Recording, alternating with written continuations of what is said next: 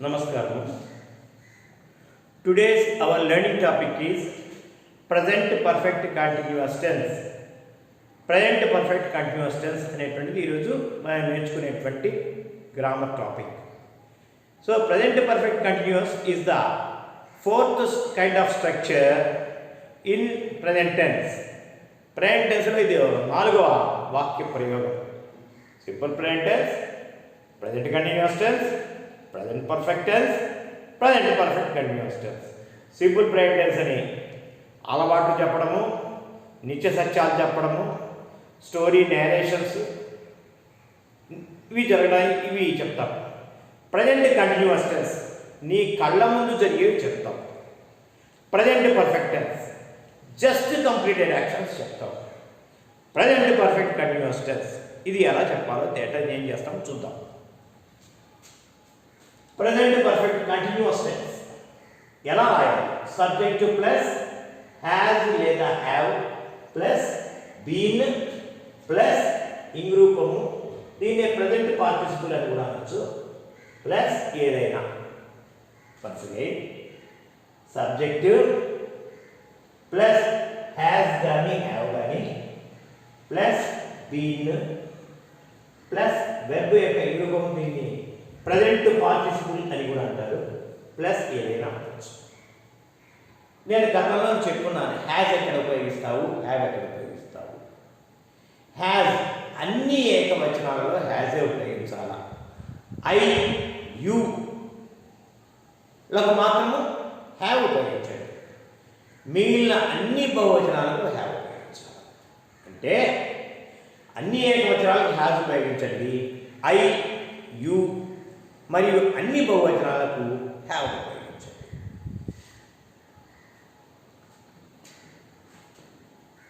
Example, he has been sleeping for 5 hours. ఇతను 5 గంటలుగా నిద్రపోతున్నాడు. ఇక్కడ మాకు గుర్తొచ్చేది ఏంటంటే 2 హెల్పింగ్ వర్బ్స్ ఒకే చోట కనబడతాయి. 2 హెల్పింగ్ వర్బ్స్ అది గుర్తుపెట్టుకోండి. ఇంకా సందర్భం వచ్చింది కాబట్టి గుర్తు చెప్తున్నాను, దీనికి వాయిస్ చేంజ్ ఉండదు. మీరు ఎవరికన్నా ప్రజెంట్ పర్ఫెక్ట్ కంటిన్యూస్ టెన్స్ నుంచి వాయిస్ చేంజ్ చేయమంటే దానికి వాయిస్ చేంజ్ లేదని చెప్పండి. There is no chance for voice change. దీనికి వాయిస్ చేంజ్ చేయబడదు. మరి ఇప్పుడు చూద్దాం దీన్ని ఏ ఏ సందర్భాల్లో మనం ఉపయోగిస్తున్నాము. ఒకటి, used for an action which began in the past and ఈ స్టిల్ కంటిన్యూయింగ్. అంటే పాస్ట్ ఎప్పుడో మొదలైంది, ఇప్పటికీ జరుగుతున్నది. ఎప్పుడో మొదలైంది, ఇప్పటికీ జరుగుతున్నది. ఎప్పుడు మొదలైంది? పాస్ట్ అంటే నిన్న కావచ్చు, మొన్న కావచ్చు, 5 నిమిషాల క్రితం కావచ్చు, కానీ అప్పటి నుంచి జరుగుతూనే ఉండాలి. అలాంటి చర్యని మాత్రమే చెప్తాం. ఎగ్జాంపుల్ చూడండి, he has been sleeping for 5 hours. 5 గంటలుగా నిద్రపోతున్నాడు అంటే అక్కడ అండర్స్టాండబుల్ ఏంటంటే అండ్ ఈ స్టిల్ స్లీపింగ్, ఇంకా నిద్రపోతున్నాడు అని నువ్వు చెప్పగానే అక్కడ అర్థం ఉంది. he has been sleeping for 5 hours అంటే 5 గంటలు నిద్రపోతున్నాడు అంటే ఇప్పుడు కూడా ఇంకా నిద్రపోతున్నాడు అని గుర్తుపెట్టుకోండి. they have been building the bridge for several months. చాలా నెలలుగా ఆ బ్రిడ్జిని నిర్మిస్తున్నారు అంటే ఎన్నో నెలల క్రితం ప్రారంభమైంది, ఇంకా కొనసాగుతున్నది అని చెప్పండి. Children have been playing since morning. ఉదయం నుంచి ఆడుతున్నారు. కాబట్టి పర్ఫెక్ట్ టెన్స్లో, ప్రెజెంట్ పర్ఫెక్ట్ టెన్స్లో సిన్స్ ఫర్ లెట్ ఉపయోగిస్తారు. అదే సందర్భం సిన్స్ వచ్చేసి పాయింట్ ఆఫ్ టైం అంటాము. అంటే ఏ క్షణం నుంచి మొదలైంది, టైం చెప్పేటప్పుడు సిన్స్ చెప్పండి, ఎంత కాలంగా అన్నప్పుడు ఫార్ చెప్పండి. పాయింట్ ఆఫ్ టైం వచ్చి సిన్స్, పీరియడ్ ఆఫ్ టైం వచ్చి ఫార్. ఇది మొదటి సందర్భం, అంటే ఎప్పుడో మొదలై ఇంకా జరుగుతున్న చర్యలు చెప్తాం. రెండో సందర్భం కొంచెం ప్రత్యేకంగా ఉంటుంది చూడండి. Sometimes used for an action already finished. In such cases, the continuity of the activity is emphasized. అంటే ఒక చర్య అయిపోయింది కానీ దాని ప్రభావం ఇంకా కొనసాగుతున్నది అని చెప్పేసారు. దానికి బెస్ట్ ఎగ్జాంపుల్ చూడండి. Why are your clothes so wet? ఎందుకని నీ బట్టలు తడుస్తున్నాయని అడిగారు. దానికి నువ్వేం చెప్తున్నావు? I have been watering the garden. I have been watering the garden. నేను చాలాసేపటి నుంచి మొక్కలకు నీళ్లు పోస్తున్నాను, గార్డెన్కి నీళ్లు పోస్తున్నాను. అంటే అడిగిన ప్రశ్న ఏంటి? నీ బట్టలు తడవడానికి కారణం ఏంటి? ఎందుకు తడిసున్నాయి? దానికి జవాబు చూడండి ఎలా చెప్పాడు. నేను చాలాసేపుగా మొక్కలకు నీళ్లు పోస్తున్నాను. కాబట్టి ఈ యాక్షన్ యాక్చువల్గా ఫినిష్ అయిపోయింది.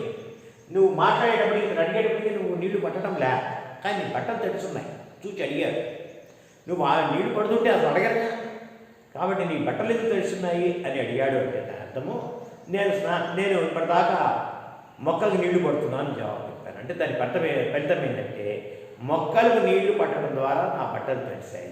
దాని ఎఫెక్ట్ని దృష్టిలో పెట్టుకొని, ఎఫెక్ట్ కంటిన్యూ అవుతుంది కాబట్టి ఆ కంటిన్యూ అవుతున్న ఎఫెక్ట్ని దృష్టిలో పెట్టుకొని ప్రెజెంట్ పర్ఫెక్ట్ కంటిన్యూస్ టెన్స్లో సమాధానం ఇచ్చాడు. వాస్తవంగా క్వశ్చన్ ఏమో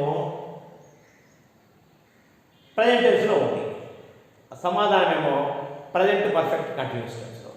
గమనించండి. అంటే ఈ ప్రశ్నకు ఈ జవాబు చెప్పడం ఏంటంటే ఈ పని చేసిన కారణంగా బట్టలు తడుస్తున్నాయి, బట్టలు తడిసిన ఫలితం దృష్టిలో పెట్టుకొని ఈ విధంగా సమాధానం చెప్పాడు. కాబట్టి ప్రజెంట్ పర్ఫెక్ట్ కంటిన్యూస్ టెన్స్ని ఈ రెండు సందర్భాలు ఉపయోగిస్తారు. ముఖ్యంగా ఈ సందర్భమే మనం చెప్పుకోదగిన సందర్భం అవుతుంది. ఇది చాలా ప్రత్యేకమైన సందర్భం. ఒక విషయం చెప్తున్నాను. Present continuous tense, present perfect continuous tense రెండు కంటిన్యూస్ టెన్స్లే. కాకపోతే ప్రజెంట్ కంటిన్యూస్ టెన్స్ మన కళ్ళ ముందర జరుగుతున్నదాన్ని చెప్తాం. See he is walking, look somebody is knocking at the door. అవి సింపుల్ ప్రజెంట్ టెన్స్లో ఉంటాయి. ఈ క్షణం జరుగుతున్నవి మాత్రమే చెప్తాం. ప్రజెంట్ పర్ఫెక్ట్ కంటిన్యూస్ టెన్స్ ఏంటంటే ఎప్పుడో ప్రారంభమయ్యి ఇంకా జరుగుతుంటే మాత్రం ప్రజెంట్ పర్ఫెక్ట్ కంటిన్యూస్ టెన్స్ను ఉపయోగిస్తాం. ఇది ముఖ్యమైన తేడా. నెక్స్ట్ క్లాస్లో మనము మరికొన్ని కొత్త విషయాలు నేర్చుకుందాం. మీకు ఈ వీడియో నచ్చితే లైక్ చేయండి, షేర్ చేయండి, సబ్స్క్రైబ్ చేయండి. జై హింద్.